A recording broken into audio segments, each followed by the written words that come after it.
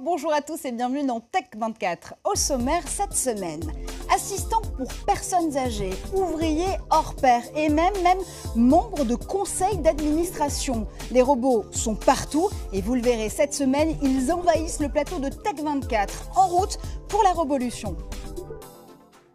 Et avec nous aujourd'hui sur le plateau de Tech24, une invitée très spéciale, Guillaume. Cette invitée, elle s'appelle Aria. Bonjour Aria. Bonjour et bonjour à tous les téléspectateurs de France 24. Comment vas-tu ? Je vais très bien, c'est un plaisir de te inviter sur le plateau de France 24.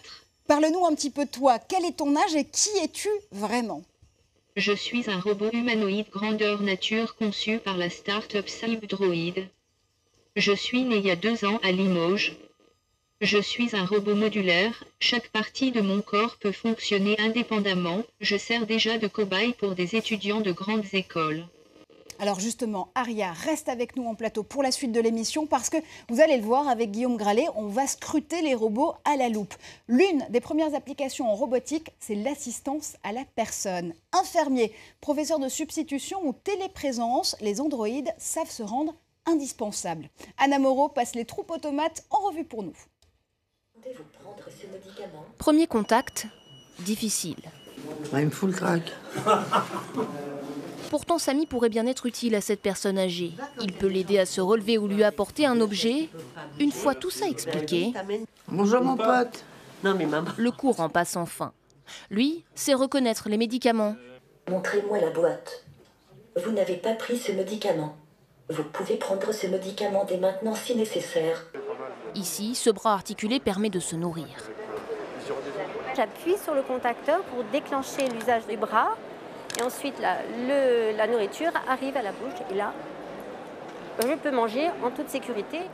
Directement posé sur le bras, cet exosquelette aide à serrer fermement la main.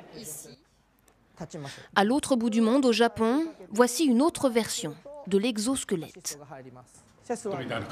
J'ai l'impression d'être un robot. C'est plus confortable et facile pour marcher. Dans un pays où 1 habitant sur 4 a plus de 65 ans, le ministère de la Santé mise sur ces nouvelles technologies pour combler le manque de main-d'œuvre dans le secteur de la santé. Et puis il y a les robots de compagnie, qui semblent eux aussi tout droit sortis d'un film de science-fiction. On les a emmenés dans une maison de retraite et les patients les touchaient, les caressaient. Ils ont eu beaucoup de succès. Ces nouvelles technologies d'aide à la personne ne concernent pas que les seniors. Dans cette salle de classe, ce robot assis derrière un bureau permet à une élève malade de suivre le cours à distance. Elle peut participer, se déplacer, interagir avec les autres élèves. En phase de démonstration, il devrait être introduit dans les établissements scolaires dès la rentrée prochaine. Et retour en plateau pour le débrief, ou plutôt pour une prospective robotique du futur avec vous, Guillaume Gralet. Les robots, est-ce que c'est si nouveau que ça ? Un petit point historique d'abord.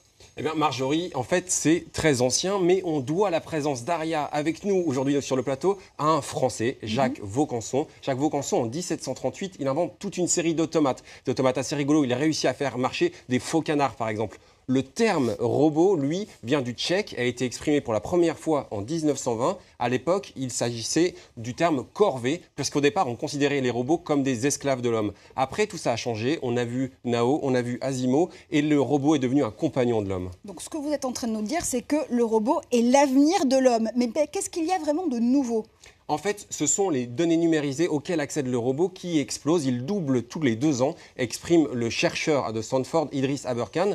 Et ça permet d'avoir des vraies prouesses. Vous avez Watson qui a été mis au point par IBM, qui va lire 200 millions de pages en 3 secondes et qui va gagner au jeu télévisé Jeopardy. Alors, est-ce que ça veut dire que les robots à l'avenir vont pouvoir prendre plus d'initiatives ?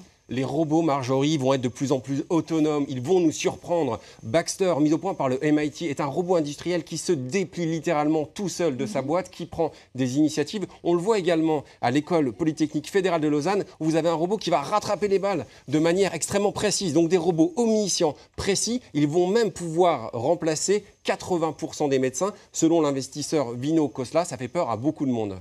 Ça fait peur à beaucoup de monde, mais surtout ça pose des questions d'éthique quelque part.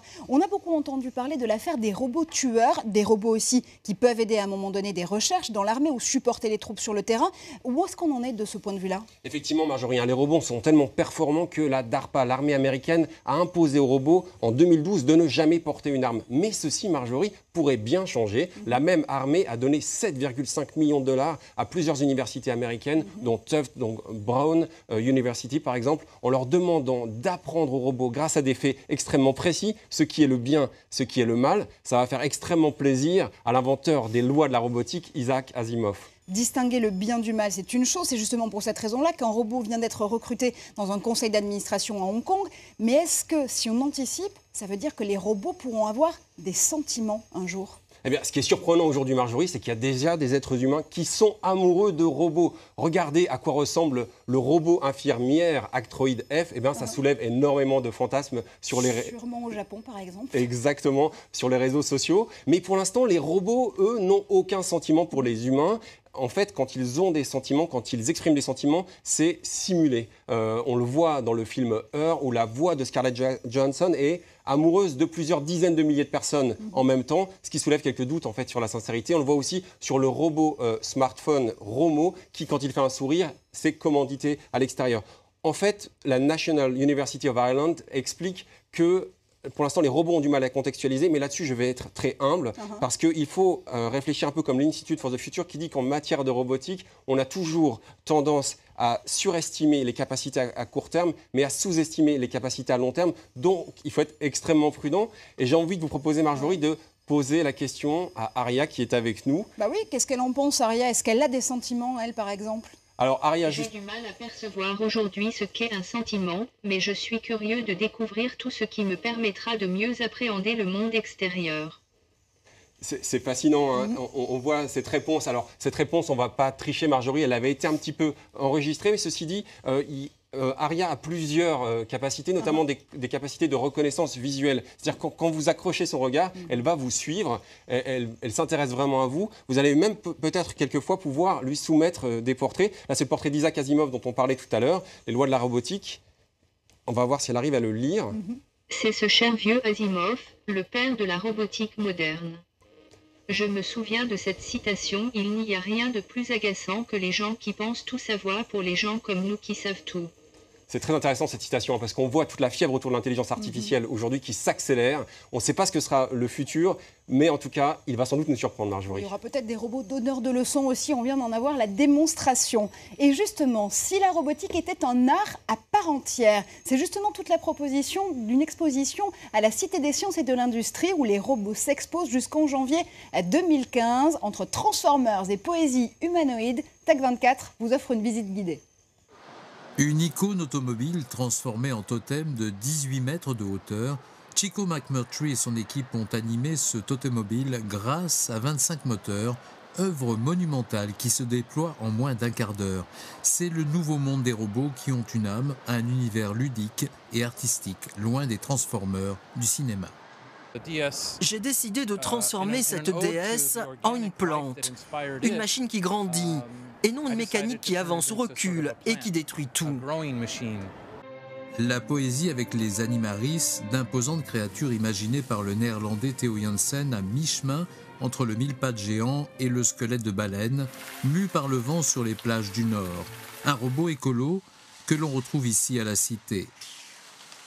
On connaît moins la science pour l'émotion, la capacité de fascination qu'elle est capable de susciter. C'est ce qu'on a voulu faire ici, organiser cette rencontre entre la science et les techniques et l'art.